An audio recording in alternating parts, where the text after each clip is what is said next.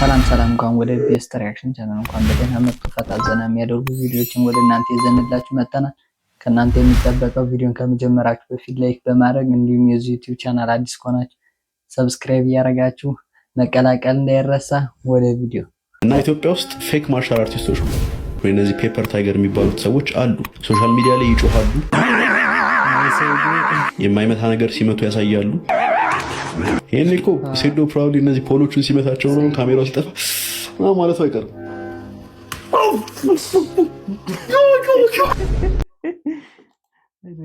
ሴዶን ግን አርጎ የሚሰድበው አሁን እንግዲህ ከሴዶ ጋር ነው ቀጣይ ያለው ፋይት ይለያል። የእናንተን አስተያየታችሁን ኮሜንት ላይ ጻፉልኝ። ጌታቸው ስዊት ቦክስ፣ ጆኒ ቁንቁራሪት፣ በቀሉ አትፍሩኝ። ፈራችሁኝ እኮ ያው ህዝቡ ይወቅልኝ።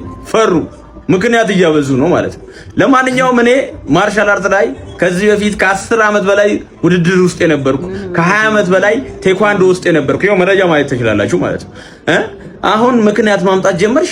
እንደምገለው ስላወቅሽ ነው። ልጁን እንደማያሰናብተው ከቢዝነስ እንደማወጣችሁ ስላሰባችሁ ምክንያት መደርደር ጀመራችሁ። የኢትዮጵያ ህዝብ ወቅልኝ። ተንበጫበጩ። ይኸው እነጌች ተብዬ እነ በቀሉ ወይም እንቁራሪቷ እኔ ነግራችኋለሁ እኮ እኔ ንጉስ ነኝ፣ የሚክስድ ማርሻል አርት ንጉስ ነኝ። ያቁኛል። እጄ ሚሳኤል እንደሆነ ያውቃሉ። ካገኘሁት እንደምደፋው ያውቃሉ፣ እንደምገላግለው ለስኮዳኛው ማለት ነው። ስለዚህ ተንበጫብጫው አሁን ምክንያት እየደረደሩ ነው ማለት ነው። የኢትዮጵያ ህዝብ ይወቅልኝ። ይኸው ልቤን አሳይቻችኋል። እነሱ ግን ሸኑ፣ ቀዘኑ ማለት ነው። እንደማስቀዝነው ሰምተዋል። ጅብ በጩኸት እንዳስቀዘንኩ ስላወቁ አሁንም እሱም እዛው እንደምደፋው ስላወቁ ይኸው ተንበጫብጨዋል። የኢትዮጵያ ህዝብ ይስማልኝ። እኛንም ይሄን ቪዲዮ እናየዋለን። እነሱ ያሉትን ምንድነው ፈርተዋል ማለት እስቲ የጅም ባለቤቱን ሲንስማው ደግሞ አራበሹ ድራማና እውነታ እየለየን እኔ እናንተ ማስተማር ደክሞኛል። ሴዱ እንደዚህ ሲናገር በቃ ሪያሊቲ ያደርጋችሁታል። ግን ደግሞ ሴዱ እናንተ ላይ እየተጫወተ ነው፣ ኡክ እያደረጋችሁ ነው። ስለ ኤምኤም ፋይት ጆና ሴዶ የሚያደርጉ ስለ ኤምኤም ፋይት እናንተ ትኩረት ፎከስ እንድታደርጉ ኡክ እያደረጋችሁ ነው። ስለዚህ ጌቾና ሴዶ ተመካክሮ ነው። ካላመናችሁ ሴዶ የሰራው ቪዲዮ አሁን ላይ እስካሁን ሪፖስት ያደርጓል፣ ጌቾ ሪፖስት ያደርጓል። ገብታችሁ ማየት ትችላላችሁ። ይህን ሴዶ የሰራው ቪዲዮ ጌቾ ሪፖስት ያደርጓል፣ ጆም ሪፖስት ያደርጓል። ኡክ እያደረጓችሁ ነው። ስለዚህ ፋይት ፎከስ እንድሰጡ ኡክ እያደረጋችሁ ነው እና ምንም ግጭት የለም። ያራዳ ልጆች ድራማችሁ በጣም ነው የሚመቸኝ። ይቀጥላል ድራማው። ግን እኮ እውነትም ነው። ህዝቡን አሁን እያጭበረበሩት ያለ በቃ ቲክቶክ ላይ ሲጮህ ምን ሲሉ ምናምን ያሳዩና እዛ ሰው የሰውን ትኩረት ይስባሉ ምናምን። ሰው ሁላ ጋብሎ የነሱ ፋይት ላይ እንዳለ ይገባል። አሁን የንቃተ ህሊና የተሰራው ብር ሰውት እንግዲህ የነሱ አሁን ደግሞ በዚህ ብር የሚሰራው እንግዲህ ሰውት መቱት። በቃ ሁክ ነው ይሄ ነገር፣ ሰውን አቴንሽን ለመያዝ የሚያደርጉት ነገር እና ኢትዮጵያ ጠንቀቅ ነው። እስኪ ወላሂ ብሎ የማል እንደሚወዳደር ይላል። ወላሂ እወዳደራለሁ። This video is for that chicken leg guy. A few moments later. ሲምፕል ነው። እሱ የሆነ ነገር ማለት ቀላል ነው። ምን ይዞ እንደመጣ ማወቅ አለብሽ መጀመሪያ። አይሽ አጠቃላይ ያርጉሽ ፈልጋለሁ። ስለዚህ ላይሽ ብት ይሻላል ብላ ከባድ ቃል ነው ወላሂ ባይዘ 3 ቀን መጾም አይደለም ይሄ ወንጀል ነው። ተውበት ማድረግ አለብን። ብዙ ጊዜ ደግመሃል። ካሁን በኋላ ግን ወላሂ የማይማር ብሎታል። እውነቱን ነው።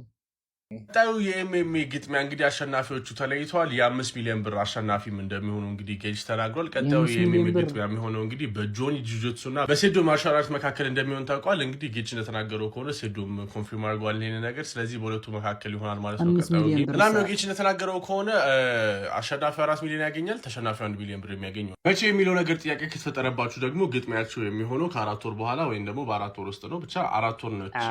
በጣም ጸዴ ነገር ከተናገረው ምን እንደሰማው ታውቃላችሁ። ይሄ ነገር ምናረጋው በተርፎ አይደለም ብሏል። ነገር ግን ወጣቱ ሀገር ውስጥ እድል ስላጣ ይሰደዳል። እኛም ተሰደን ኮሌክታችን አተን ነበርና ብሏል ጌችና በጣም ይሄ ነገር ለወጣቱ የሆነ አዲስ ፐርስፔክቲቭ በዚህም በኩል ለካ እድል ላገኝ ይችላል ብሎ የምር የስደት ነገሩን ሙሉ ለሙሉ አያስቆመውም። ይሄ በጣም እንትን አይለውም ግን ኢፌክት አለው፣ ተጽዕኖ ያሳድርበታል። ምክንያቱም ሌላ ወጣቱ አዲስ እንትን ነው የሚሆነው፣ አዲስ ዘርፍ አዲስ አስፔክት ነው የሚሆነው። ኦኬ ይሄንኛው በዚህም ልሞክር ይችላል፣ ይሄም ቻንስ ሊኖረኝ ይችላል ብሎ አገር ውስጥ እንዲቆዩ አትሊስት ወደ መጥፎ ነገር እንዳይገባ ነው ይወዳደራል። እውነታቸው ነው። አሁን ሰው ከሚሰደር ምን ከሚል ትንሽ በዝም በፖክሱም ከተቻለ ብሎ እድሉን ይሞክራል ማለት ነው። እሺ 5 ሚሊዮን ብር ሁለተኛው የኤምኤምኤ ጨዋታ በሴዶና በጆኒ ይካሄዳል። ለዚህም 5 ሚሊዮን ብር ኦፈር እንሰጣቸዋለን ማለት ነው። ያሸነፈ 4 ሚሊዮን ብር ይወስዳል፣ የተሸነፈ 1 ሚሊዮን ብር ይወስዳል። ሴዶ ይሄን ነገር ተቀብሏል። ስለዚህ ሴዶ ይገጥማል። ይሄን ነገር የማረጋው ለምን እንደሆነ ልንገራችሁ።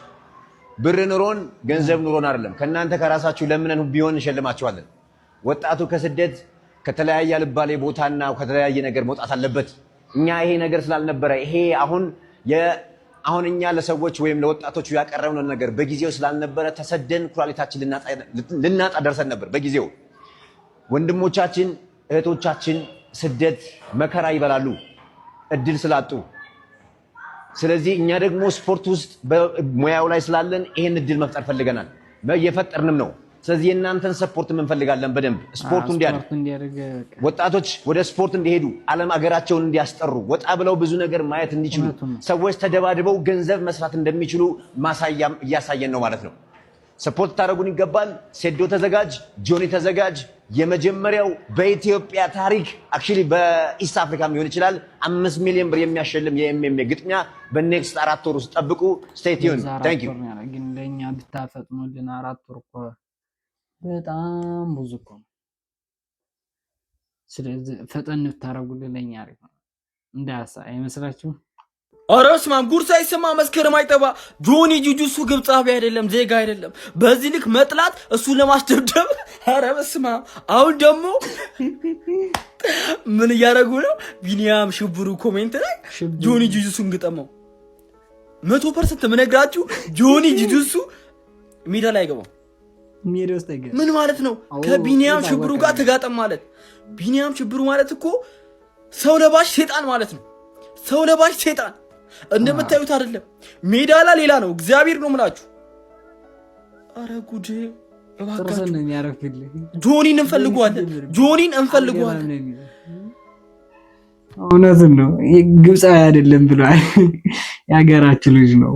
የዛሬ ቪዲዮአችን ይመስላል። ሀሳብ አስተያየታችሁን ኮሜንት ላይ አስፍሩልኝ። በቀጣይ ቪዲዮ እስከምንገናኝ ድረስ ቸር ቆዩ። ኢትዮጵያ ለዘላለም ትኑር።